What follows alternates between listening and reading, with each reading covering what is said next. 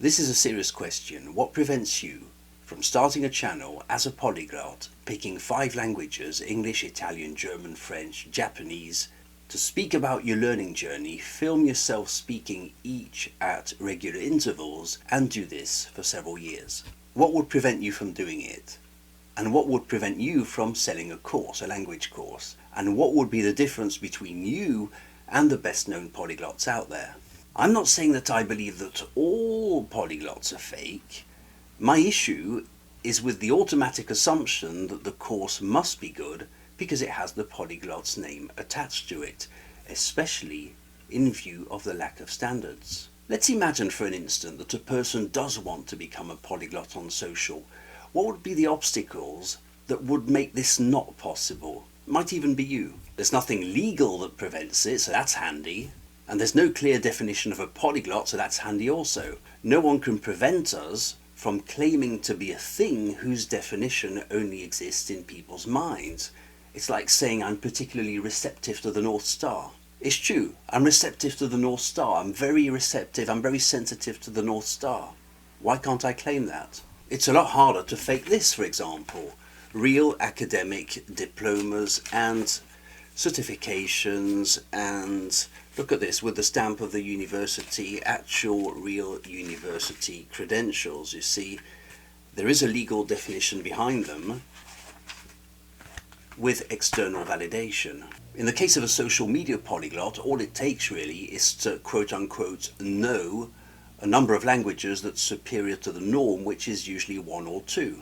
We also know that there's a very receptive audience, which includes journalists, people not particularly interested in languages, and naturally casual language learners who enjoy listening to the polyglot on social. The next point is important. A polyglot doesn't actually need to be good at what they do. A perceived burning interest for languages is usually more than enough. It matters more to regularly show a burning obstination for languages verging on the idiotic than it is to objectively be good at any of them.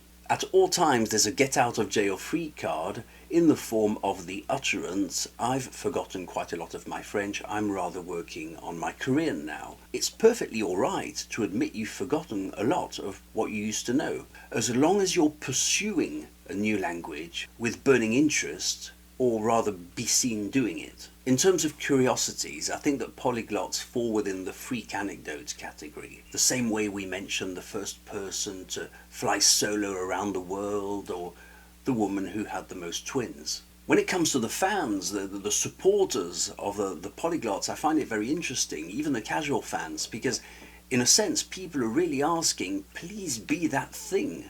They're begging you to be that thing. They're begging you to be a polyglot. People want to believe it. They want you to be a polyglot. Why? Because the same reason people aren't going, "Oh, I hope I never hear about that woman who had 46 children." They're also not going, "Oh, I hope I never hear about that person who knows 26 languages." On the contrary, they want to hear about it so they can tell someone else.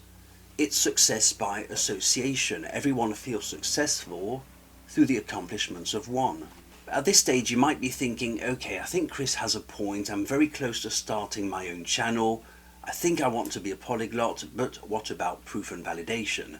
Because proof and validation are usually seen as the obstacles to promoting oneself as a polyglot. Let me reassure you, I don't find this to be true. Since the majority of their accomplishments are on video, and video requires a high degree of framing and preparation, we can consider it a very weak proof of any competence. It's extremely falsifiable, contrary to this. You can't just make up fake master's degrees.